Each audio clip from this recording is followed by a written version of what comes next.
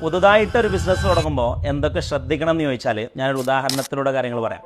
ഒരു 2 വർഷം മുമ്പാണ് ഒരു പ്രവാസി റിട്ടയർ ചെയ്ത് നാട്ടിൽ വന്നപ്പോൾ അദ്ദേഹത്തിന് സ്വന്തമായിട്ടൊരു ബിസിനസ് തുടങ്ങണം. അപ്പോൾ ഒരു 2 കോടി രൂപ വരെ ഇൻവെസ്റ്റ് ചെയ്യാം. അപ്പോൾ എൻ്റെ ഫ്രണ്ട് ഒരു ഐഡിയ പറഞ്ഞിട്ടുണ്ട്, ദുബായിൽ ഒരു ടീഷർട്ടിൻ്റെ ബിസിനസ്, ഞാൻ അതിൽ ഇൻവെസ്റ്റ് ചെയ്യട്ടെ എന്ന് ചോദിച്ചു. അപ്പം അന്ന് അദ്ദേഹത്തിനോട് ഞാൻ ചോദിച്ച 3 ചോദ്യങ്ങളുണ്ട്. അതിലൊന്ന്, ഇത് നിൻ്റെ ഐഡിയ ആണോ അതല്ല അദ്ദേഹത്തിൻ്റെ ഐഡിയ ആണോ എന്ന് ചോദിച്ചപ്പോൾ അല്ല, എൻ്റെ ഫ്രണ്ടിൻ്റെ ഐഡിയ ആണ്. അപ്പോൾ അദ്ദേഹം എന്തെങ്കിലും സംഭവിച്ചാൽ. രണ്ടാമത്തെ ചോദ്യം ഞാൻ ചോദിച്ചത്, പിന്നെ ഇത് ഈ ഏരിയയിൽ നിനക്ക് ഇൻട്രസ്റ്റ് ഉണ്ടോ, നിൻ്റെ പാഷനാണോ? അപ്പം എനിക്ക് ഇതിൽ ഇൻട്രസ്റ്റും പാഷനൊന്നുമില്ല, ഇത് മൊത്തം അദ്ദേഹത്തിൻ്റെ ഏരിയ. അതുപോലെ തന്നെ നിൻ്റെ പരിചയസമ്പത്ത് വെച്ച് നിൻ്റെ ഏരിയ ഓഫ് എക്സ്പെർട്ടീസ് ആണോ ഇത്? അപ്പോഴും പറഞ്ഞു അല്ല, എൻ്റെ ഏരിയ ഓഫ് എക്സ്പെർട്ടീസ് ലോജിസ്റ്റിക്സ് ആണ്, ഇതല്ല എന്ന് പറഞ്ഞു. അപ്പോൾ ഐഡിയയും നിൻ്റെതല്ല, എക്സ്പെർട്ടൈസും നിൻ്റെതല്ല, നിനക്ക് ഇൻട്രസ്റ്റും ഇല്ലാത്ത മേഖലയിൽ നീ വേറൊരാളുടെ ഐഡിയക്ക് ഇൻവെസ്റ്റ് ചെയ്താൽ പൈസ പോകും, അതുകൊണ്ട് ചെയ്യരുതെന്ന് പറഞ്ഞു. പിന്നെ അദ്ദേഹം പോയി.